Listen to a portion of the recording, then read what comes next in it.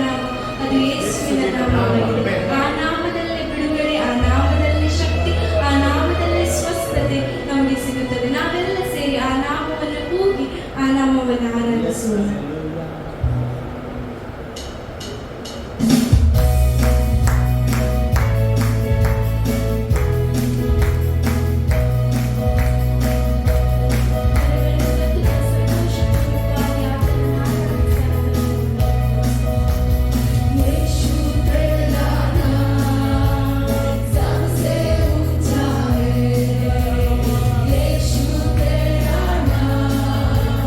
सबसे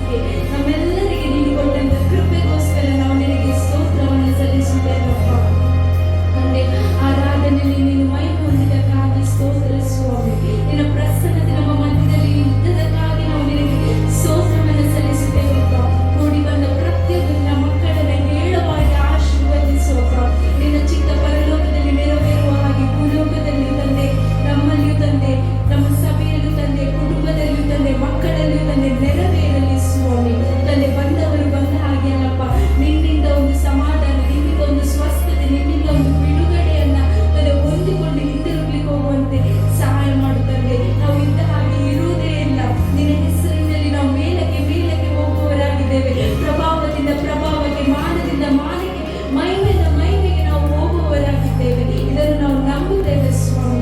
ಅದೇ ಎಲ್ಲವನ್ನು ನಿನ್ನ ಕರಗಳಲ್ಲಿ ಒಪ್ಪಿಸುತ್ತೇವೆ. ನಿನ್ನ ಪ್ರತಿಯೊಂದು ಭಾಗಗಳಲ್ಲಿ ನೀನು ನೇರವಾಗಿ ಆಶೀರ್ವದಿಸು. ಪ್ರತಿಯೊಂದು ಭಾಗದಲ್ಲಿ ನಿನ್ನ ನಾವು ಒಂದೇ ಮಹಿಮೆಯಿಂದಲೇ ಅಪ್ಪ ತಂದೆ ಕಾಣಿಕೆ ಭಾಗವನ್ನು ಆಶೀರ್ವದಿಸು. ಸಾಕ್ಷಿ ಭಾಗವನ್ನು ಆಶೀರ್ವದಿಸುತ್ತದೆ ತಂದೆ. ಅನೇಕ ಸಾಕ್ಷಿಗಳನ್ನು ನಿನ್ನ ನಾಮದ ಮಹಿಮೆಗೋಸ್ಕರ ಎಬ್ಬಿಸು ಸ್ವಾಮಿ. ವಾಕ್ಯದಲ್ಲಿ ನಮ್ಮ ಸಂಗಡ ಮಾತನಾಡು. ಎಲ್ಲ ಘನ ಮಾನ ಮಹಿಮೆ ನಿನಗೊಬ್ಬನಿಗೆ ಸಲ್ಲಿಸುತ್ತ ನಜರೇತಿನ ಯೇಸು ಕ್ರಿಸ್ತನಲ್ಲಿ ಬೇಡುವುದಿದೆ ನನ್ನ ಪ್ರೀತಿಯುಳ್ಳ ತಂದೆಯೇ. ಆಮೆನ್.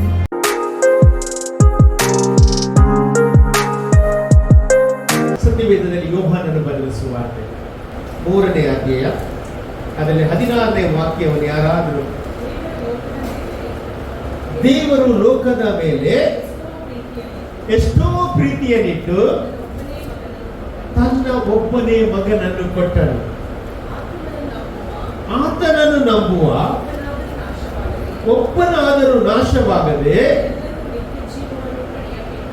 ಎಲ್ಲರೂ ನಿತ್ಯ ಜೀವ ಪಡೆಯಬೇಕೆಂಬುದಾಗಿ ಆತನನ್ನು ಕೊಟ್ಟನು ಎಂಬುದಾಗಿ. ಈ ವಾಕ್ಯ ಎಷ್ಟು ಜನರಿಗೆ ಚಿರಪರಿಚಿತವಾದ ವಾಕ್ಯ ಭಾಗವಾಗಿದೆ, ಎಲ್ಲರಿಗೆ ಬಾಯ್ಪಾಠವಾದ ವಾಕ್ಯವಾಗಿದೆ.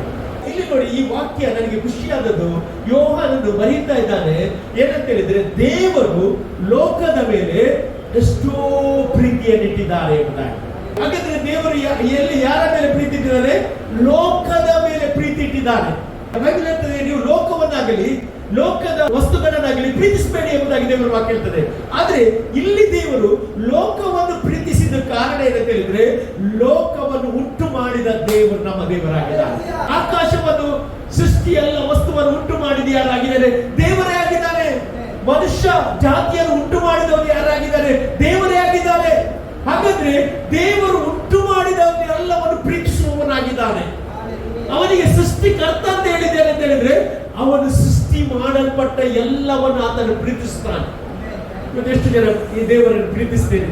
ಹಲ್ಲೆಲೂಯಾ. ನಾವು ಸೃಷ್ಟಿ ವಸ್ತುಗಳನ್ನು ಪ್ರೀತಿಸಬಾರದು, ಸೃಷ್ಟಿಸಿದ ಕರ್ತನನ್ನು, ಸೃಷ್ಟಿಕರ್ತನನ್ನು ನಾವು ಪ್ರೀತಿಸಬೇಕು. ಹಲ್ಲೆಲೂಯಾ. ಇಲ್ಲಿ ವಾಕ್ಯ ದೇವರು ಲೋಕದ ಮೇಲೆ ಎಷ್ಟೋ ಪ್ರೀತಿಯನ್ನಿಟ್ಟು, ಅಂದ್ರೆ ಆ ಪ್ರೀತಿಗೆ ಏನಿಲ್ಲ, ಮಿತಿ ಇಲ್ಲ. ನಮ್ಮ ಪ್ರೀತಿಗೆ ಮಿತಿ ಉಂಟು, ಆದ್ರೆ ದೇವರ ಪ್ರೀತಿಗೆ ಏನಿಲ್ಲ, ಮಿತಿಯೇ ಇಲ್ಲ. ಅಗಾಪೆ ಅಂತ ಹೇಳ್ತೇವೆ. ಅಗಾಪೆ ಅಂತ ಹೇಳಿದ್ರೆ ಮಿತಿ ಇಲ್ಲದ ಪ್ರೀತಿ ಎಂಬುದಾಗಿ. ಅಲ್ಲಿ ಅದಕ್ಕೆ ಅಡ್ಡೆ ಆಗುವುದಿಲ್ಲ. ಇವತ್ತು ನೋಡಿ, ದೇವರು ನಮ್ಮನ್ನು ಪ್ರೀತಿಸಿದ್ರಿಂದ ನಾವು ಇವತ್ತು ಇಲ್ಲಿ ಕುಳಿತುಕೊಂಡಿದ್ದೇವೆ. ಎಷ್ಟು ಜನ ಹೇಳ್ತೀರಿ, ದೇವರು ಇವತ್ತು ನನ್ನ ಜೀವಿತದಲ್ಲಿ ಬರದೇ ಹೋಗ್ತಿದ್ರೆ ನಾನು ಇವತ್ತು ಮಣ್ಣಾಗಿ ಹೋಗ್ತಿದ್ದೇನೆ. ಅಲ್ಲಿ ಇವತ್ತು ನಮ್ಮನ್ನು ದೇವರು ಪ್ರೀತಿಸಿದ್ದಾರೆ. ಅಲ್ಲಿ ಯಾಕೆ ಪ್ರೀತಿಸಿದ್ದಾರೆ ಅಂತ ಹೇಳಿದ್ರೆ, ನಿನ್ನನ್ನು ನನ್ನನ್ನು ಉಂಟು ಮಾಡಿದವನು ಆತನೇ ಆಗಿದ್ದಾರೆ. ಕೀರ್ತನೆಯಲ್ಲಿ ಹೇಳ್ತಾರೆ, ನಮ್ಮನ್ನು ಉಂಟು ಮಾಡಿದವರು ಆತನೇ, ನಾವು ಆತನವರು, ಆತನು ಪಾಲಿಸುವ ಹಿಂಡು ಆಗಿದ್ದೇವೆ ಎಂಬುದಾಗಿ. ಆದುದರಿಂದ ನಾವು ಯಾವಾಗಲೂ ದೇವರಿಗೆ ಕೃತಜ್ಞತೆ ಉಳ್ಳವರಾಗಿರಬೇಕು ಎಂಬುದಾಗಿ ಸತ್ಯವೇದ ಹೇಳ್ತಾ ಉಂಟು. ಹಾಗಾದ್ರೆ ಒಂದು ಸತ್ಯ ಹೇಳಲಿಕ್ಕೆ ಇಷ್ಟಪಡ್ತೇನೆ ಅಂತ ಹೇಳಿದ್ರೆ, ದೇವರು ಲೋಕದ ಮೇಲೆ ಎಷ್ಟೋ ಪ್ರೀತಿಯನ್ನು ಇಟ್ಟಿದ್ದಾರೆ. ಎಷ್ಟು ಪ್ರೀತಿ ಇಟ್ಟಿದ್ದಾರೆ ಅಂತ ಹೇಳಿದ್ರೆ, ಮುಂದಿನ ವಾಕ್ಯ ಇರ್ತದೆ, ತನ್ನ ಒಬ್ಬನೇ ಮಗನನ್ನು ಎಲ್ಲಿಗೆ ಕಳಿಸಿಕೊಟ್ಟ? ಭೂಲೋಕಕ್ಕೆ ಕಳಿಸಿಕೊಟ್ಟ. ಹಲ್ಲೆಲೂಯಾ. ಹಾಗಾದ್ರೆ ಯೇಸು ಸ್ವಾಮಿ ಈ ಭೂಮಿಗೆ ಬಂದದ್ದು ಸತ್ಯ. ಅಲ್ಲಿ ಯೇಸು ಸ್ವಾಮಿ 33 ವರ್ಷ ಈ ಭೂಮಿಯಲ್ಲಿ ಜನಿಸಿದ್ದು ಸತ್ಯ. ಯೇಸು ಸ್ವಾಮಿ ಮನುಷ್ಯನಾಗಿ ಭೂಮಿಯಲ್ಲಿ ಸತ್ತದ್ದು ಸತ್ಯ. ಯೇಸು 3ನೇ ದಿವಸದಲ್ಲಿ ಎದ್ದು ಬಂದದ್ದು ಸತ್ಯ. ಯೇಸು ಪರಲೋಕಕ್ಕೆ ಹೋದದ್ದು ಸತ್ಯ. ಯೇಸು ತಿರುಗಿ ಬರುವುದು ಸತ್ಯವಾಗಿದೆ. ಹಲ್ಲೆಲೂಯಾ. ಹಾಗಾದ್ರೆ ಈ ವಾಕ್ಯದಲ್ಲಿ ಬರೆಯಲ್ಪಟ್ಟ ಎಲ್ಲ ವಿಷಯ ಏನಾಗಿದೆ? ಸತ್ಯವಾಗಿದೆ. ಅದಕ್ಕೆ ದೇವರ ಈ ವಾಕ್ಯವು ನಂಬತಕ್ಕದಾಗಿಯೂ ಸರ್ವಾಂಗಕಾರಕ್ಕೆ ಯೋಗ್ಯವಾಗಿಯೂ ಅದೇ ಎಂಬುದಾಗಿ ದೇವರ ವಾಕ್ಯ ಹೇಳ್ತದೆ. ಇವತ್ತು ನಾನು ಹೇಳ್ತೇನೆ, ಭೂಮಿ ಆಕಾಶ ಅಳಿದು ಹೋಗುವುದಂತೆ, ಆದ್ರೆ ದೇವರ ಮಾತು ಎಂದಿಗೂ ಸಹ ಅಳಿದು ಹೋಗುವುದಿಲ್ಲ ಅಂತೆ. ಇವತ್ತು ಎಷ್ಟು ಜನ ಹೇಳ್ತೀರಿ, ದೇವರು ನನ್ನನ್ನು ಪ್ರೀತಿಸಿದ್ದಾನೆ? ಹೃದಯ ತಟ್ಟಿ ಹೇಳ್ತೀರಾ, ದೇವರು ನನ್ನನ್ನು ಪ್ರೀತಿಸಿದ್ದಾನೆ. ಅಲ್ಲಿ ದೇವರು ಇವತ್ತು ನನ್ನನ್ನು ಪ್ರೀತಿಸದೇ ಇದ್ದರೆ ಇವತ್ತು ನಾವು ಕತ್ತಲೆಯಲ್ಲಿ ಇರ್ತಿದ್ದೆವು. ಅಲ್ಲಿ ಹಾಗಾದ್ರೆ ಇವತ್ತು ಲೋಕದಲ್ಲಿ ಏನುಂಟು? ಕತ್ತಲೆ ಉಂಟು. ಲೋಕದಲ್ಲಿ ಕತ್ತಲೆ ಉಂಟು, ಹೌದಾ? ಆಮೇಲೆ ಅಲ್ಲೆಲೂಯಾ. ಯೆಶಾಯ 61ರಲ್ಲಿ ಹೇಳ್ತದೆ, ಏಳು ಪ್ರಕಾಶಿಸು, ನಿನಗೆ ಬೆಳಕು ಬಂತು, ಯೆಹೋವನ ತೇಜಸ್ಸು ನಿನ್ನ ಮೇಲೆ ಉದಯಿಸಿದೆ. ಆಮೇಲೆ ಆಗ ಬೈಬಲ್ ಭೂಲೋಕದಲ್ಲಿ ಏನು ಆಡಿದಂತೆ? ಕಾಗತ್ತಲು. ಅಂಧಕಾರ ಶಕ್ತಿ ಕರೆದು, ಆದರೆ ನಿನ್ನ ಮೇಲಾದರೂ ಯೆಹೋವನು ಉದಯಿಸಿದ್ದಾನೆ ಎಂಬುದಾಗಿ ಪ್ರವಾದಿಯಾಗಲಿ ಯೆಶಾಯ ಪ್ರವಾದಿ ಹೇಳಿದ್ದು ಯಾರ ವಿಷಯದಲ್ಲಿ ಅಂತ ಹೇಳಿದ್ರೆ ಅದು ಯೇಸು ಕ್ರಿಸ್ತನ ವಿಷಯದಲ್ಲಿ. ನೋಡಿ, ಯೇಸು ಸ್ವಾಮಿ ಹುಟ್ಟುವುದಕ್ಕಿಂತ ಮೊದಲೇ ಪ್ರವಾದಿಗಳು ಪ್ರವಾದಿಸಿದ್ರೆ ಏನಂತ ಹೇಳಿದ್ರೆ ಒಂದು ಕನ್ನಿಕೆಯಲ್ಲಿ ಒಬ್ಬ ಮಗನು ಹುಟ್ಟಿ ಬರುತ್ತಾನೆ ಎಂಬುದಾಗಿ. ಹಲ್ಲೆಲೂಯಾ. ಅವನು ಯಾವ ಮಗ ಅಂತ ಹೇಳಿದ್ರೆ ಗಂಡು ಮಗು. ಅವನಿಗೆ ಏನ್ ಹೆಸರಿಡಬೇಕಂತ ಆಲ್ರೆಡಿ ಮೊದಲೇ ದೇವರು ನಿರ್ಣಯ ಮಾಡಿದ್ದಾನೆ. ಯಾಕೆ ದೇವರು ನಿರ್ಣಯ ಮಾಡಿದ್ದಾನೆ ಅಂತ ಹೇಳಿದ್ರೆ ಇದು ಆದಿಯಲ್ಲಿ ದೇವರು ಸಂಕಲ್ಪ ಮಾಡಿದ. ಪ್ರಥಮ ಮನುಷ್ಯ ಯಾರಾಗಿದ್ದ? ದೇವರು ಸೃಷ್ಟಿ ಮಾಡಿದ ಮನುಷ್ಯ ಯಾರಾಗಿದ್ದ? ಆದಾಮನಾಗಿದ್ದ. ಈ ಆದಾಮನನ್ನು ದೇವರು ಯಾವ ಸ್ವರೂಪದಲ್ಲಿ ಉಂಟು ಮಾಡಿದ? ತನ್ನ ಸ್ವರೂಪದಲ್ಲಿ. ನೋಡಿ, ಆದಾಮ ದೇವರಲ್ಲ, ಬಟ್ ಆದಾಮನನ್ನು ದೇವರ ಸ್ವರೂಪದಲ್ಲಿ ಉಂಟು ಮಾಡಿದ. ಆಮೇಲೆ ನಿಜವಾಗಿ ಆದಾಮ ಏನಾಗಿದ್ದ? ಮೊದಲು ಏನಾಗಿದ್ದ? ಉಂಟು ಮಾಡುವ ಮೊದಲು ಏನಾಗಿದ್ದ? ಅವನಿಗೆ ಜೀವಶ್ವಾಸ ಊದುವ ಮೊದಲು ಏನಾಗಿದ್ದ? ಮಣ್ಣಾಗಿದ್ದ. ಈ ಮಣ್ಣಿನ ಈ ಒಂದು ಶರೀರಕ್ಕೆ ದೇವರು ಜೀವ ಶ್ವಾಸವನ್ನು ಊದುವಾಗ ಅವನು ಏನಾಗುತ್ತೆ? ಅವನು ದೇವರ ಇಮೇಜ್ ಅನ್ನು ಪಡೆದುಕೊಂಡ. ಇಮೇಜ್ ಅಂತ ಹೇಳಿದ್ರೆ ದೇವರ ಒಂದು ಮಹಿಮೆಯನ್ನು ಹೊಂದಿಕೊಂಡ. ಇವನು ಜೀವಿಸಲಿಕ್ಕೆ ಸ್ಟಾರ್ಟ್ ಮಾಡಿದ. ದೇವರು ನೋಡಿ, ಉಂಟು ಮಾಡಿದ ಸೃಷ್ಟಿಯ ಬಗ್ಗೆ ಎಷ್ಟೊಂದು ಚಿಂತನೆ ಮಾಡ್ತಾ ಇದ್ದಾರೆ. ಆದಾಮನನ್ನು ಉಂಟು ಮಾಡುವ ಮೊದಲು ಆದಾಮನಿಗೆ ಏನೆಲ್ಲ ಬೇಕು ಎಲ್ಲವನ್ನು ದೇವರು ಪ್ರಿಪೇರ್ ಮಾಡಿದ. ಹಾಗಾದ್ರೆ ದೇವರು ಪ್ರಿಪರೇಷನ್ ಇಲ್ಲದೆ ಒಬ್ಬ ವ್ಯಕ್ತಿಯನ್ನು ಉಂಟು ಮಾಡಲಿಲ್ಲ. ಇವತ್ತು ನಾನು ಹೇಳ್ತೇನೆ, ನೀನು ಈ ಭೂಮಿಗೆ ಜಗದುತ್ಪತ್ತಿಗಿಂತ ಹುಟ್ಟುವುದಕ್ಕಿಂತ ಮುಂಚೆ ನಿನ್ನ ಬಗ್ಗೆ ದೇವರು ಪ್ಲಾನ್ ಮಾಡಿದ್ದಾನೆ. ಎಷ್ಟು ಜನ ನಂಬ್ತೀರಿ? ಎಷ್ಟು ಜನ ನಂಬ್ತೀರಿ? ಹಲ್ಲೆಲೂಯಾ. ನಾನು ಹೇಳ್ತೇನೆ, ಈಗ ನಡೆಯುವುದೆಲ್ಲ ದೇವರ ಪ್ಲಾನ್ ಪ್ರಕಾರ. ನೀನು ದೇವರ ಚಿತ್ತದ ಮೇರೆಗೆ ಕರೆಯಲ್ಪಟ್ಟವಳಾಗಿದ್ದೀರಿ. ಹಲ್ಲೆಲೂಯಾ. ನೋಡಿ, ಆದಾಮನನ್ನು ದೇವರು ಉಂಟು ಮಾಡಿದ ಮೇಲೆ ಆದಾಮನ ಒಂಟಿತನವನ್ನು ಏನ್ ಮಾಡ್ತಾನೆ ದೇವರು? ನೋಡಿ, ಬೇಸರಗೊಂಡು ಹೇಳ್ತಾನೆ, ಆದಾಮನು ಒಂಟಿಯಾಗುವುದು ಸರಿಯಲ್ಲ, ಅವನಿಗೆ ಯಾರಾದ್ರೂ ಮಾತನಾಡುವ ಬರಬೇಕು, ಅವನಿಗೊಂದು ಹೆಂಡತಿಯನ್ನು ಕೊಡ್ತೇನೆ ಎಂಬುದಾಗಿ ಹೇಳಿ ಏನ್ ಮಾಡ್ತಾರೆ? ಅವನ ಪಕ್ಕೆಯಿಂದ ಒಂದು ಎಲುಬನ್ನು ತೆಗೆದು ಏನ್ ಮಾಡ್ತಾನೆ? ಒಂದು ಸ್ತ್ರೀಯನ್ನು ಸೃಷ್ಟಿ ಮಾಡ್ತಾನೆ. ನೋಡಿ, ದೇವರಿಗೆ ಎಷ್ಟು ಶಕ್ತಿ ಉಂಟು, ಎಷ್ಟು ಸಾಮರ್ಥ್ಯ ಉಂಟು. ಆದಾಮನ ಒಂದು ಪಕ್ಕೆಯಿಂದ ಏನ್ ಮಾಡ್ತಾನೆ? ಒಂದು ಸ್ತ್ರೀಯನ್ನು ಉಂಟು ಮಾಡಲಿಕ್ಕೆ ಸಾಧ್ಯವಾದರೆ ಇವತ್ತು ನಿನ್ನ ಜೀವಿತದಲ್ಲಿ ಆತನು ಎಲ್ಲ ಮಾಡಲಿಕ್ಕೆ ಶಕ್ತರಾಗಿದ್ದಾನೆ. ಇವತ್ತು ನಾನು ಹೇಳ್ತೇನೆ, ದೇವರು ನಿನ್ನನ್ನು ಪ್ರೀತಿಸ್ತಾನೆ, ನನ್ನನ್ನು ದೇವರು ಪ್ರೀತಿಸುವವನಾಗಿದ್ದಾನೆ. ದೇವರ ಹೆಸರೇ ಪ್ರೀತಿ. ಹಲ್ಲೆಲೂಯಾ. ದೇವರು ಪ್ರೀತಿ ಸ್ವರೂಪಿಯಾಗಿದ್ದಾನೆ ಎಂಬುದಾಗಿ ಸತ್ಯವೇದ ಅಂತ ಉಂಟು. ನೋಡಿ, ಆದಾಮ ಮತ್ತು ಹವ್ವಳನ್ನು ದೇವರು ಉಂಟು ಮಾಡಿದ ನಂತರ ನಾವು ನೋಡ್ತೇವೆ, ಅವರನ್ನು ಎಲ್ಲಿಟ್ಟರಂತೆ? ಏದೇನ್ ತೋಟದಲ್ಲಿ ಇಟ್ಟಂತೆ. ಏದೇನ್ ತೋಟದಲ್ಲಿ ಇರುವಾಗ ದೇವರು ಏನ್ ಮಾಡ್ತಾನೆ? ಅಲ್ಲಿ 2 ಹಣ್ಣುಗಳಿದ್ದವು. ಯಾವ ಹಣ್ಣು? ಏದೇನ್ ತೋಟದಲ್ಲಿ 2 ಹಣ್ಣು ಇಟ್ಟು. ಏನು? ಒಂದು ಒಳ್ಳೆದರ ಮತ್ತು ಕೆಟ್ಟದರ ಅರಿವನ್ನು ಹುಟ್ಟಿಸುವ ಹಣ್ಣು. ಇನ್ನೊಂದು ಯಾವ ಹಣ್ಣು? ಜೀವ ವೃಕ್ಷ. ಒಂದು ಜ್ಞಾನವನ್ನು ಹೇಳುವ ಹಣ್ಣು, ಇನ್ನೊಂದು ಜೀವ ಕೊಡುವ ಹಣ್ಣು. ಆದರೆ ಹವ್ವಳು ಯಾವ ಹಣ್ಣನ್ನು ಸಿಲೆಕ್ಟ್ ಮಾಡಿದ್ರು? ಜೀವ ಕೊಡುವ ಹಣ್ಣನ್ನ ಅಥವಾ ಜ್ಞಾನದ ಒಳ್ಳೆದ ಕೆಟ್ಟದರ ಅರಿವನ್ನು ಹುಟ್ಟಿಸುವ ಹಣ್ಣನ್ನ? ಒಳ್ಳೆದರ ಮತ್ತು ಕೆಟ್ಟದರ ಅರಿವು ಹುಟ್ಟುವ ಹಣ್ಣನ್ನು ತಿನ್ನು ಮಾಡಿದ್ರು. ಯಾಕೆ ದೇವರು ಏನ್ ಮಾಡಿದ್ರೆ ಹೇಳಿದರೆ ಎಲ್ಲ ಹಣ್ಣನ್ನು ತಿನ್ನಬಹುದು, ಈ ಒಂದು ಹಣ್ಣನ್ನು ಮಾತ್ರ ತಿನ್ನಬಾರದು. ಅಲ್ಲಿ ತಿಂದ್ರೆ ಏನ್ ಮಾಡ್ತಿ? ಅದೇ ದಿವಸ ನೀನು ಏನಾಗ್ತಿ? ಸಾಯ್ತಿ ಎಂಬುದಾಗಿ ದೇವರು ಯಾರಿಗೆ ಹೇಳ್ತಾನೆ? ಹವ್ವಳಿಗೆ ಹೇಳ್ತಾನೆ, ಆದಾಮನಿಗೆ ಹೇಳ್ತಾನೆ. ಆದ್ರೆ ಅವರು ಯಾವ ಹಣ್ಣನ್ನು ತಿಂದ್ರು ಅಂತ ಹೇಳಿದ್ರೆ, ಯಾವುದು ದೇವರು ತಿನ್ನಬಾರ್ದು ಅಂತ ಹೇಳಿದ್ರು ಅದನ್ನೇ ತಿಂದ್ರು. ಇವತ್ತು ಲೋಕ ಎಲ್ಲ ಹಾಗೆ ಆಗಿದೆ. ಹಲ್ಲೆಲೂಯಾ. ಕೆಲವು ವಿಷಯ ಮಾಡಬಾರ್ದಂತ ಗೊತ್ತಿದ್ರು ಸಹ ಅದನ್ನೇ ಮಾಡ್ತಾರೆ. ಹಲ್ಲೆಲೂಯಾ. ನಾವು ನೋಡ್ತೇವೆ, ಸಿಗರೇಟ್ ನಲ್ಲಿ ಕವರ್ ಅಲ್ಲಿ ಏನುಂಟು? ಸಿಗರೇಟ್ ಸೇವನೆ ಮಾಡುವುದರಿಂದ ಏನ್ ಬರ್ತದೆ? ಕ್ಯಾನ್ಸರ್ ಬರ್ತದೆ. ಅದು ಗೊತ್ತಿದ್ದು ಓದಿದ್ದು ಏನ್ ಮಾಡ್ತಾರೆ? ನೋಡ್ತಾರೆ. ಡ್ರಿಂಕ್ಸ್ ತಗೊಳ್ಳುವಾಗ ಮದ್ಯಪಾನ ಏನಾಗಿದೆ? ಹಾನಿಕರ. ಅದರಲ್ಲಿ ಬೋರ್ಡ್ ಹಾಕಿದ್ದಾರೆ, ಆದ್ರೂ ಏನ್ ಮಾಡ್ತಾರೆ? ಇದು ಆದಾಮನ ಸ್ವಭಾವ. ಇವತ್ತು ಸಹ ವರ್ಕ್ ಆಗ್ತಾ ಉಂಟು. ಆದ್ರೆ ಯಾರೆಲ್ಲ ಯೇಸುವಿಗೆ ಕನೆಕ್ಟ್ ಆಗ್ತಾರೆ, ಆ ಸ್ವಭಾವದಿಂದ ದೇವರು ಹೊರಗೆ ತರ್ತಾರೆ. ಇವತ್ತು ನನ್ನನ್ನು ಆ ಸ್ವಭಾವದಿಂದ ದೇವರು ಹೊರಗೆ ತಂದಿದ್ದಾರೆ. ಯಾಕಂತ ಹೇಳಿದ್ರೆ, ದೇವರ ಪ್ರೀತಿ ನಮ್ಮ ಮೇಲೆ ಬಂದದ್ರಿಂದ, ದೇವರ ಬೆಳಕು ನಿನ್ನ ಮೇಲೆ ಬಂದದ್ರಿಂದ. ಯಾರೆಲ್ಲ ದೇವರ ಬೆಳಕಿನಲ್ಲಿ ಇರ್ತಾರೆ ಅವರಲ್ಲಿ ಕತ್ತಲೆ ಮುಟ್ಟುವುದಿಲ್ಲ ಅಂತ ಬೈಬಲ್ ಹೇಳ್ತಾರೆ. ಇಲ್ಲಿ ನೋಡಿ, ಆದಾಮ ಮತ್ತು ಹವ್ವಳ ವಿಷಯದಲ್ಲಿ ಹೇಳುವುದಾದ್ರೆ, ದೇವರಿಗೆ ಬೇಡ ಅಂತ ಹೇಳಿದ ಏನು ಮಾಡಿದ್ರು? ಅವರು ತಗೊಂಡ್ರು, ಆ ಹಣ್ಣನ್ನು ತಗೊಂಡ್ರು. ಇದಕ್ಕೆ ಕಾರಣ ಯಾರು? ಯಾರು ಕಾರಣ? ಅವಳು ಹೇಳ್ತಾಳೆ, ಅವಳ ಹತ್ರ ಕೇಳ್ತಾರೆ, ಯಾಕೆ ನೀನು ತಿಂದಿ ಅಂತ ಹೇಳುವಾಗ ಅವಳು ಏನ್ ಹೇಳ್ತಾಳೆ? ಸರ್ಪವು ನನ್ನನ್ನು ಏನ್ ಮಾಡಿದ್ದು? ವಂಚಿಸಿದ್ದೆ ಎಂಬುದಾಗಿ. ಆ ಒಂದು ಆದಾಮನ ಪಾಪ ಏನ್ ಮಾಡಿತ್ತು ಅಂತ ಹೇಳಿದ್ರೆ, ಮನುಷ್ಯರ ಮೇಲೆ ಏನ್ ಮಾಡಿತ್ತು? ಆಳ್ವಿಕೆ ಮಾಡಿತ್ತು. ಎಂತ ಆಳ್ವಿಕೆ ಮಾಡಿತ್ತು? ಮರಣವನ್ನು ಆಳ್ವಿಕೆ ಮಾಡಿತ್ತು. ಒಬ್ಬ ವ್ಯಕ್ತಿಯಿಂದ ಏನ್ ಬಂತು? ಲೋಕದಲ್ಲಿ ಎಲ್ಲ ಏನ್ ಬಂತು? ಮರಣ ಬಂತದ್ದು. ಒಬ್ಬ ಮಾಡಿದ ಪಾಪ ಇಡೀ ಲೋಕಕ್ಕೆ ಅದೇನಾಯ್ತು? ಸ್ಪ್ರೆಡ್ ಆಯ್ತು. ಎಲ್ಲರೂ ಸಾಯಲಿಕ್ಕೆ ಶುರು ಮಾಡಿದ್ರು. ಎಲ್ಲರಲ್ಲಿ ಮರಣ ಬಂತು. ಇದಕ್ಕೆ ಕಾರಣಕರ್ತರು ಯಾರಾಗಿದ್ದಾರೆ ಅಂತ ಹೇಳಿದ್ರೆ, ಅದಕ್ಕೆ ಸರ್ಪ ವಂಚಿಸಿದಂತ ಬೈಬಲ್ ಸೈತಾನನ ಕಾರ್ಯವಾಗಿ ಮಾಡಿದ್ದಾರೆ. ಆಗ ದೇವರು ಒಂದು ನಿರ್ಣಯ ಮಾಡಿದ, ಆದಿಯಲ್ಲಿ ನಿರ್ಣಯ ಮಾಡಿದ. ಏನು ನಿರ್ಣಯ ಮಾಡಿದ ಅಂತ ಹೇಳಿದ್ರೆ, ನಾನು ಏನ್ ಮಾಡ್ತೇನೆ ಅಂತ ಹೇಳಿದ್ರೆ, ಈ ಮರಣ ಆಳ್ವಿಕೆ ಮಾಡಲಿಕ್ಕೆ ಬಿಡುವುದಿಲ್ಲ. ಈ ಮರಣದಿಂದ ನಾನು ಹೊರಗೆ ತರಲಿಕ್ಕೆ ಸ್ತ್ರೀಯ ಸಂತತಿಯಲ್ಲಿ ಒಬ್ಬನನ್ನು ನಾನು ಎಬ್ಬಿಸ್ತೇನೆ, ಅವನು ಸರ್ಪದ ತಲೆಯನ್ನು ಚುಚ್ಚುತ್ತಾನೆ ಎಂಬುದಾಗಿ. ಹಲ್ಲೆಲೂಯಾ. ಯೇಸು ಕ್ರಿಸ್ತನ ಬಗ್ಗೆ ಆದಿ ಕಾಂಡದಲ್ಲಿ ಯೇಸುವಿನ ಬಗ್ಗೆ ಪ್ರವಾದನೆ ನುಡಿಯಲ್ಪಟ್ಟಿತು. ದೇವರಿಂದ ಹೇಳಿದ ಮಾತು ಏನಂತ ಹೇಳಿದ್ರೆ, ಸ್ತ್ರೀಯಿಂದ ಹುಟ್ಟಿದ ಸಂತತಿ ಏನಾಗ್ತದೆ? ಸರ್ಪದ ತಲೆಯನ್ನು ಏನ್ ಮಾಡ್ತದೆ? ಚರ್ಚಿಸ್ತದೆ ಎಂಬುದಾಗಿ. ಯಾವ ಪಾಪ ಲೋಕವನ್ನು ಆಳ್ವಿಕೆ ಮಾಡಿತು, ಅದೇ ಪಾಪದ ಸಂಬಳ ಮರಣವಾಗಿರುವ ಆ ಮರಣದ ಮೇಲೆ ಯೇಸು ಕ್ರಿಸ್ತನು ಜಯಿಸಿದ್ದಾನೆ. ಹಲ್ಲೆಲೂಯಾ. ನೋಡಿ, ಆ ಸರ್ಪ ಏನಂತ ಹೇಳಿದ್ರೆ, ಅದು ಶಾಪದ ಸಂಕೇತವಾಗಿದೆ. ಸರ್ಪ ಏನಾಗಿದೆ? ಶಾಪ. ಸರ್ಪದ ಸಂಕೇತವೇ ಶಾಪ, ಸೈನ್ ಶಾಪ. ಭೂಮಿಯಲ್ಲಿ ಏನ್ ಬಂತದೆ? ಅದರ ನಿಮಿತ್ತವಾಗಿ ಶಾಪ ಬಂತದೆ. ಕಸ್ ಏನ್ ಮಾಡ್ತದೆ ಗೊತ್ತುಂಟಾ? ನಿನ್ನ ಕುಟುಂಬವನ್ನು ಹಾಳು ಮಾಡ್ತದೆ, ನಿನ್ನ ಕುಟುಂಬವನ್ನೇ ನಾಶ ಮಾಡ್ತದೆ. ಇವತ್ತು ಯಾಕೆ ಒಂದು ಕುಟುಂಬದಲ್ಲಿ ಮರಣದ ಮೇಲೆ ಮರಣ ಯಾಕೆ ಆಗ್ತದೆ? ಅದಕ್ಕೆ ಕಾರಣ ಶಾಪ. ಇವತ್ತು ಅನೇಕರಿಗೆ ಗೊತ್ತಿಲ್ಲ. ನೋಡಿ, ಒಂದೊಂದು ಕುಟುಂಬದಲ್ಲಿ ಆಗುವ ಮರಣವನ್ನು ನೋಡ್ರಿ. ಇದಕ್ಕೆ ಕಾರಣ ಏನಂತ ಹೇಳಿದ್ರೆ ಶಾಪ. ಅದು ಯಾರ ಮೂಲಕ ಬಂತು? ಸರ್ಪದ ಮೂಲಕ ಬಂತು. ಹಲ್ಲೆಲೂಯಾ.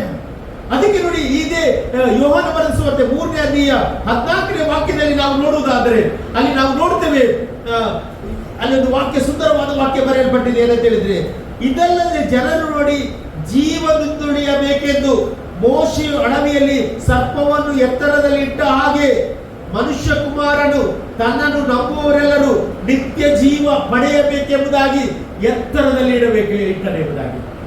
ಅಂದ್ರೆ ಏನಾದ್ರೂ ಅರ್ಥ ಅಂತ ಹೇಳಿದ್ರೆ, ಯಾವ ಸರ್ಪದ ಮೂಲಕ ಎಲ್ಲರ ನಾಶವಾದ್ರ ಅದೇ ಸರ್ಪದ ಸಂಕೇತ ಯಾರಾಗಿದೆ?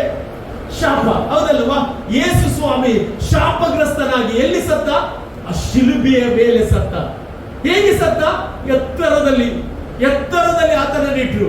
ಯಾರೆಲ್ಲ ಆತನನ್ನು ನಂಬುತ್ತಾರೋ, ಯಾರೆಲ್ಲ ಆತನ ಮೇಲೆ ವಿಶ್ವಾಸ ಬಿಡುತ್ತಾರೆ, ಅವರಿಗೆ ಮಾತ್ರ ಬಿಡುಗಡೆ ಎಂಬುದಾಗಿ ಸತ್ಯವೇದ ಇವತ್ತು ಹೇಳ್ತಾ ಉಂಟು. ಇವತ್ತು ನಿನಗೆ ನನಗೆ ಬಿಡುಗಡೆ ಯೇಸು ಕ್ರಿಸ್ತನ ಮೂಲಕವೇ. ಆಮೇಲೆ ಹಾಗಾದ್ರೆ ಆದಿಯಿಂದ ಸಹ ದೇವರು ಸಂಕಲ್ಪ ಮಾಡಿದ್ದಾರೆ ಏನಂತ ಹೇಳಿದ್ರೆ, ಮನುಷ್ಯನ ನಾಶವಾಗಬಾರದು ಎಂಬುದಾಗಿ ದೇವರೊಂದು ಆಲೋಚನೆ ಮಾಡಿದ್ದಾರೆ ಏನಂತ ಹೇಳಿದ್ರೆ, ನಾನು ಒಬ್ಬ ವ್ಯಕ್ತಿಯನ್ನು ಭೂಮಿಯ ಮೇಲೆ ಕಳಿಸುತ್ತೇನೆ.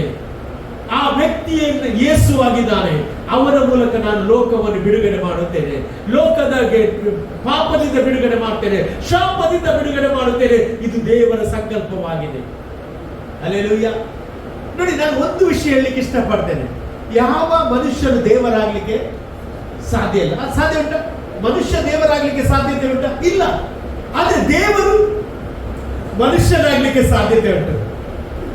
ಅಲ್ಲ, ದೇವರು ಎಲ್ಲವನ್ನು ಉಂಟು ಮಾಡಿದಾಗೆ ಮನುಷ್ಯನಾಗ್ಲಿಕ್ಕೆ ದೇವರ ಸಾಧ್ಯತೆ ಉಂಟ ಇಲ್ಲವ? ಹಾಗಾದ್ರೆ ಯೇಸು ಯಾರಾಗಿದ್ದಾನೆ? ದೇವರಾಗಿದ್ದಾನೆ. ನಾವು ಸಾಧಾರಣ ಮನುಷ್ಯರಲ್ಲ.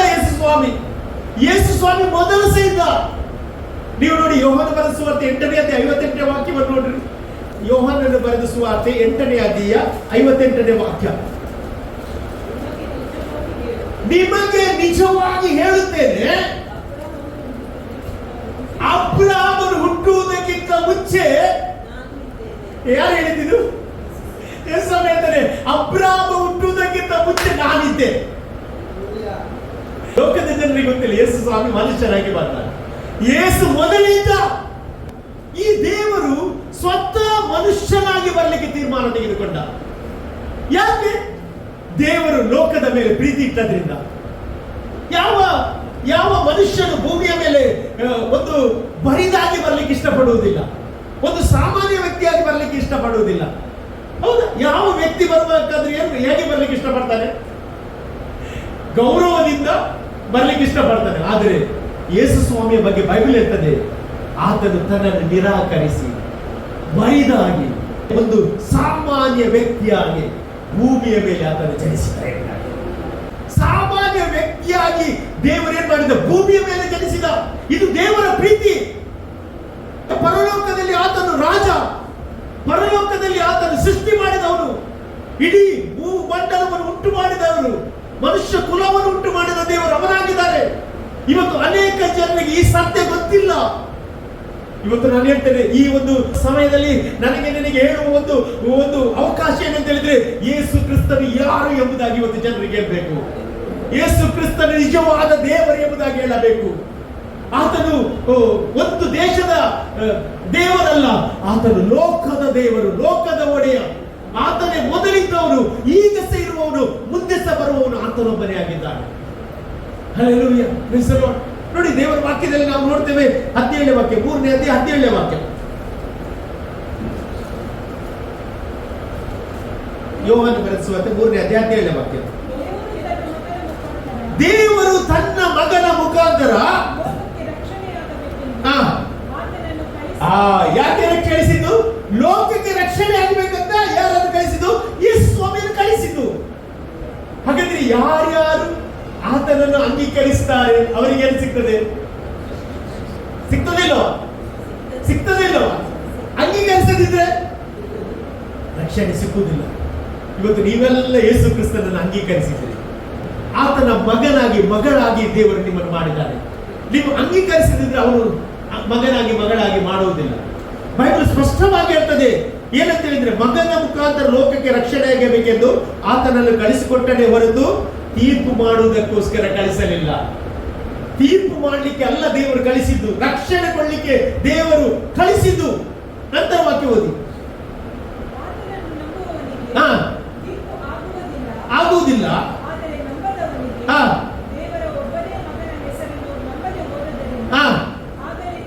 ಆದರೆ ತೀರ್ಪಾಯ್ತಂತೆ. ಯಾರು ನಂಬುವುದಿಲ್ಲ ಅವರಿಗೆ ತೀರ್ಪಾಗ್ತದೆ, ನಂಬುವವರಿಗೆ ತೀರ್ಪು ಆಗುವುದಿಲ್ಲ.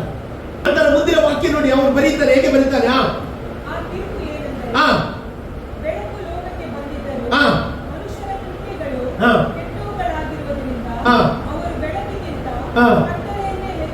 ಕತ್ತಲೆಯನ್ನು ಹೆಚ್ಚಾಗಿ ಪ್ರೀತಿಸಿದರು.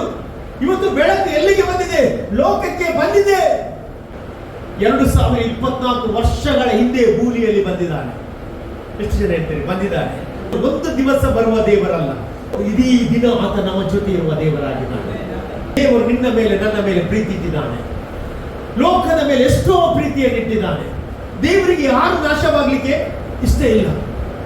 ಎಲ್ಲ ರಕ್ಷಣೆ ಹೊಂದಬೇಕು, ದೇವರ ಚಿತ್ತ. ಅದಕ್ಕೋಸ್ಕರ ಯೇಸು ಸ್ವಾಮಿಯನ್ನು ಕಳಿಸಿದ್ದು.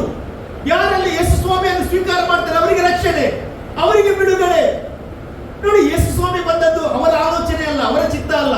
ಅದಕ್ಕೆ ನೀವು ದೇವರ ವಾಕ್ಯದಲ್ಲಿ ಯೋಹಾನ ಬರೆದ ಸುವಾರ್ತೆ 6ನೇ ಅಧ್ಯಾಯ 38ನೇ ವಾಕ್ಯವನ್ನು ಓದಿ ನೋಡ್ರಿ. 6:38. ಯೋಹಾನ 6:38. ನನ್ನ ಚಿತ್ತದಂತೆ ನಡೆಯುವುದಕ್ಕೆ ನಾನು ಭೂಮಿಯ ಮೇಲೆ ಬರಲಿಲ್ಲ. ನನ್ನನ್ನು ಕಳಿಸಿದಾತನ ಚಿತ್ತವನ್ನು ನೆರವೇರಿಸುವುದಕ್ಕೆ. ಎಲ್ಲಿಂದ ನಾನು ಬಂದದ್ದು? ಎಲ್ಲಿಂದ ನಾನು ಬಂದದ್ದು? ಮರಿಯಳ ಗರ್ಭದಿಂದ ಅಲ್ಲಿ ಮಾತ್ರ ಅಲ್ಲ, ಇದು ದೇವರ ಸಂಕಲ್ಪ. ಯಾಕೆ ಗೊತ್ತಿದ್ದ? ಆದಾಮ ಪಾಪ ಮಾಡಿದ. ಆದರೆ ಇನ್ನೊಂದು ಆದಾಮ ಬರ್ಬೇಕಾದ್ರೆ ಏನ್ ಮಾಡ್ಬೇಕು? ಅವನು ಸಹ ಪಾಪವಿಲ್ಲದೆ ಬರ್ಬೇಕಾಗಿತ್ತು. ಅದಕ್ಕೋಸ್ಕರ ಮರಿಯಳು ಏನಿರುವಾಗ? ಕನ್ಯೆ ಇರುವಾಗ, ಹೌದಲ್ಲ, ಕನ್ಯೆ ಇರುವಾಗ, ಅವಳು ಪುರುಷನನ್ನು ಅರಿಯದಿರುವಾಗಲೇ ಅವಳ ಗರ್ಭದಲ್ಲಿ ಯಾರು ಹುಟ್ಟಿ ಬಂದ?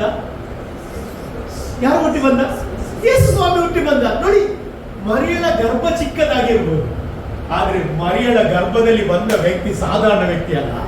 ಹಲ್ಲೆಲೂಯಾ. ಅವನು ಲೋಕವನ್ನು ಆಳುವ ದೇವರಾಗಿದ್ದ.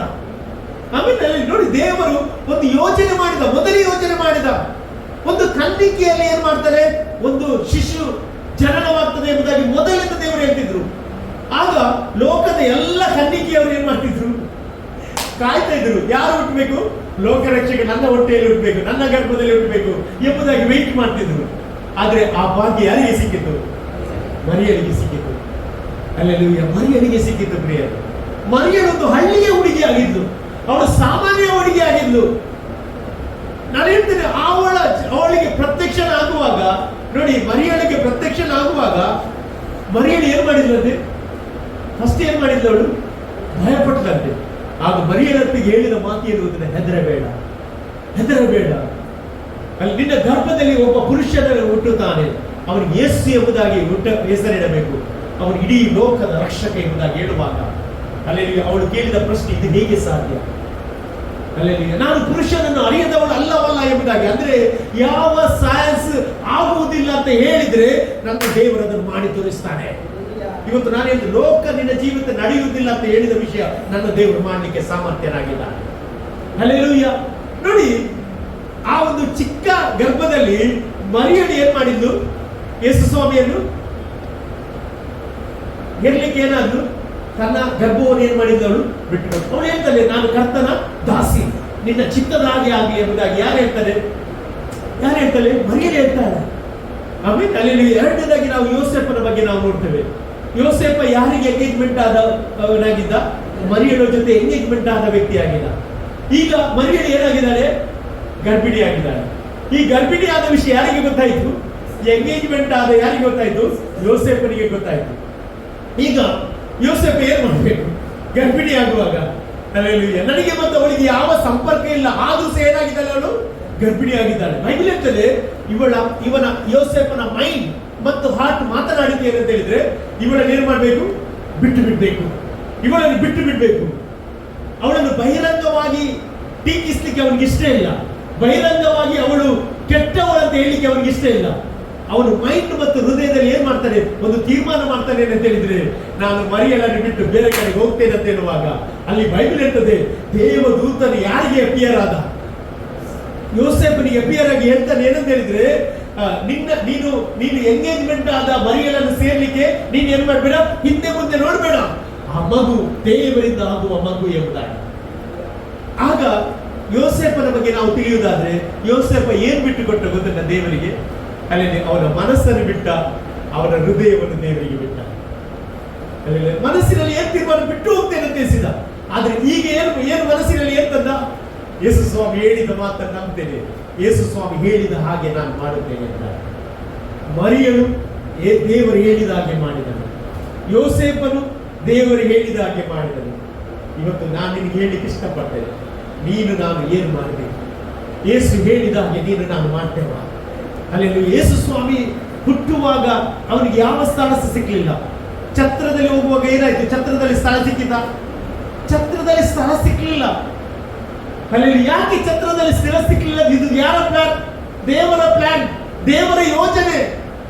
ನೋಡಿ, ಯೇಸು ಹುಟ್ಟುವಾಗ ಛತ್ರದಲ್ಲಿ ಒಂದು ಸ್ಥಳ ಸಿಗಲಿಲ್ಲ.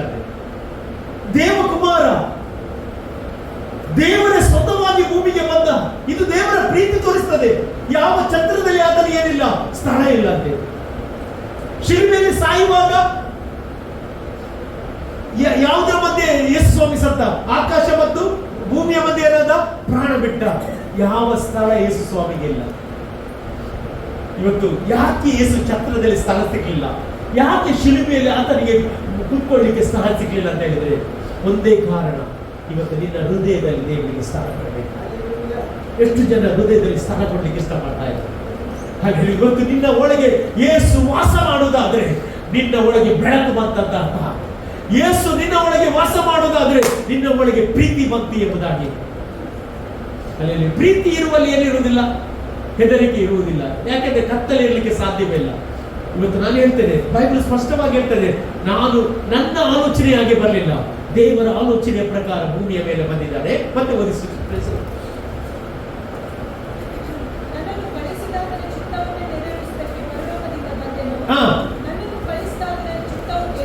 ಏನೆಂದರೆ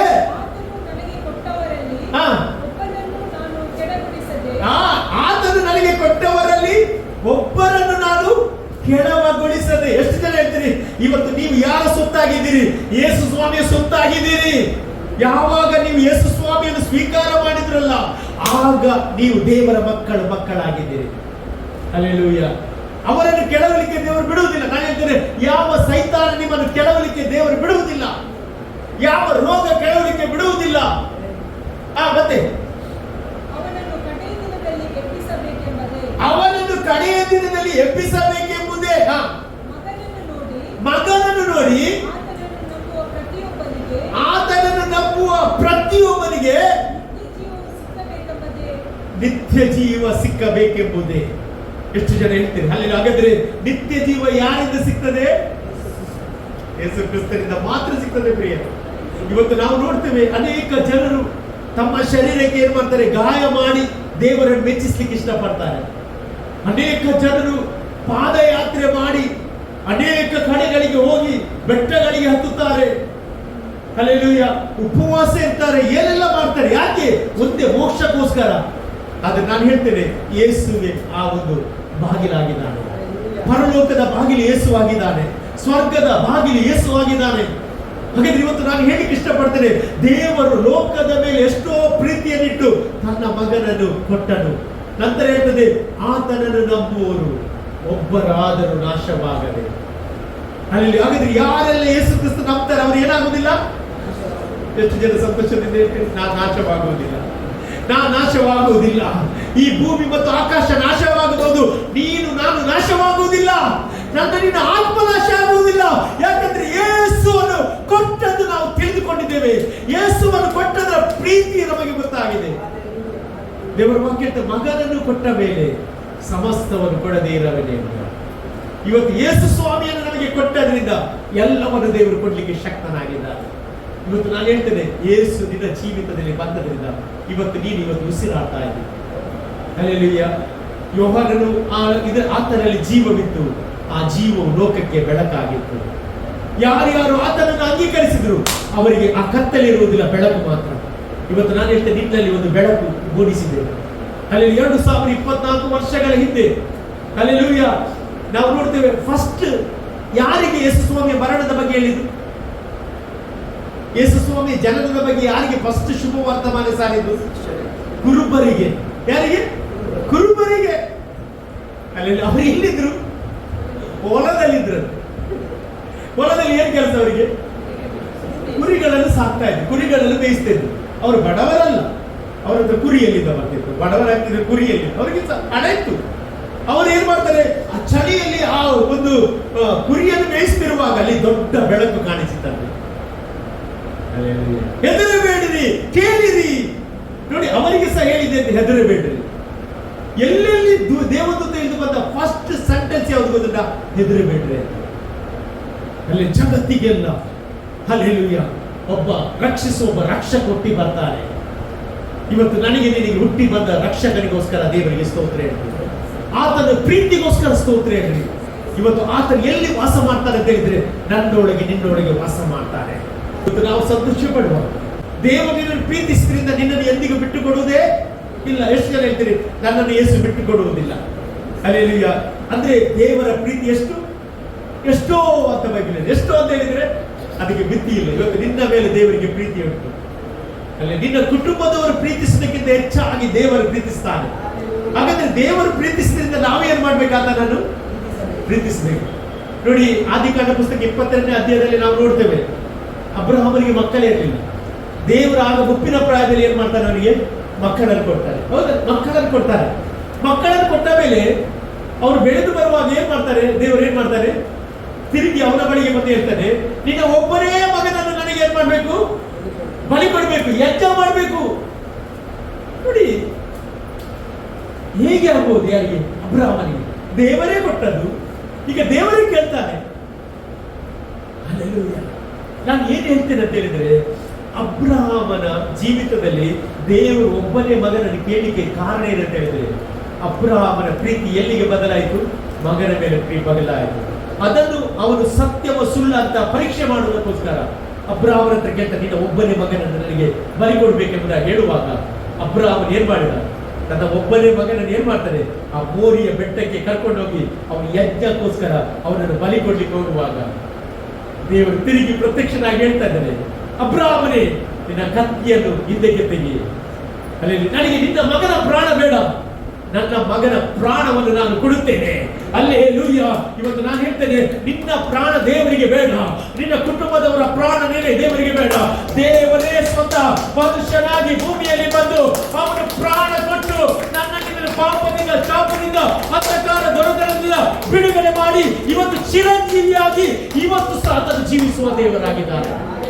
ಹಲ್ಲೆಲೂಯ. ಬೈಬಲ್ ಸ್ಪಷ್ಟವಾಗಿ ಹೇಳ್ತದೆ, ಆತನನ್ನು ನಂಬುವವರು ಒಬ್ಬರಾದರೂ ನಾಶವಾಗರು, ಎಲ್ಲರೂ ನಿತ್ಯ ಜೀವ ಕೊಡಬೇಕೆಂಬುದಾಗಿ ದೇವರು ಆತನನ್ನು ಕೊಟ್ಟಿದ್ದಾರೆ. ಇವತ್ತು ದೊಡ್ಡ ಗಿಫ್ಟ್ ಯಾವುದು? ಯೇಸು ಸ್ವಾಮಿಯಾಗಿದೆ. ಅಲ್ಲಿ ಇವತ್ತು ನನಗೆ ನಿನಗೆ ಆ ಗಿಫ್ಟ್ ಅನ್ನು ಕೊಟ್ಟದಕ್ಕೆ ದೇವರಿಗೆ ಸ್ತೋತ್ರ ಇಲ್ವಾ? ನಾವೆಲ್ಲ ದೇವರ ಸಮ್ಮುಖದಲ್ಲಿ ಎದುರಿಲ್ವಾ? ಎಷ್ಟು ಜನ ಈ ವಾಕ್ಯಕ್ಕೋಸ್ಕರ ದೇವರಿಗೆ ಸ್ತೋತ್ರ ಇದೆ? ಇವತ್ತು ನಾನು ಹೇಳ್ತೇನೆ, ನೀನು ಯಾವ ವಿಷಯದಲ್ಲಿ ಭಯಪಡುವಾಗಂತೆ ಇಲ್ಲ. ಕುರುಬರಿಗೆ ಒಂದು ಸಂದೇಶವನ್ನು ಹೆದರಬೇಡ್ರಿ ಅಂತ. ಮರಿಯಳು ಭಯದಿಂದಿರುವಾಗ ಹೆದರಬೇಡ ಎಂಬುದಾಗಿ ವಾಕ್ಯ ಹೇಳ್ತದೆ. ಇವತ್ತು ನಾನು ಹೇಳ್ತೇನೆ, ನೀನು ಯಾವ ವಿಷಯದಲ್ಲಿ ಹೆದರ್ತಿ? ಇವತ್ತು ದೇವರು ಆ ಹೆದರಿಕೆಯನ್ನು ತೆಗೆಯಲಿಕ್ಕೆ ಈ ವಿಷಯ ಲೋಕ ರಕ್ಷಕನು ನಿನಗೋಸ್ಕರ ಬಂದಿದ್ದಾನೆ. ಆತ ನಿನ್ನನ್ನು ಎಷ್ಟೋ ಪ್ರೀತಿ ಮಾಡಿದ್ದಾನೆ. ಇವತ್ತು ನಿನ್ನ ಅವಸ್ಥೆ ಏನೇ ಆಗಿದ್ರು ಸಹ ಅದನ್ನು ದೇವರ ಪಾದದ ಮುಂದೆ ಹಾಕು. ಆತ ನಿನ್ನ ಸಂಗಾತಿ ಆಗಿದ್ದಾನೆ. ಆತ ಯುಗದ ಸಮಾಪ್ತಿಯವರೆಗೆ ಎಲ್ಲ ದಿವಸ ಆತ ನಿನ್ನ ಸಂಗಡ ಇರುವ ದೇವರಾಗಿದ್ದಾನೆ. ಆತ ನಿನ್ನ ಜೀವದ ಸಂಗಾತಿ ಆಗಿದ್ದಾನೆ. ಎಷ್ಟು ಜನ ಹೇಳ್ತೀರಿ ಇವತ್ತು? ಹಲ್ಲೆಲೂಯಾ.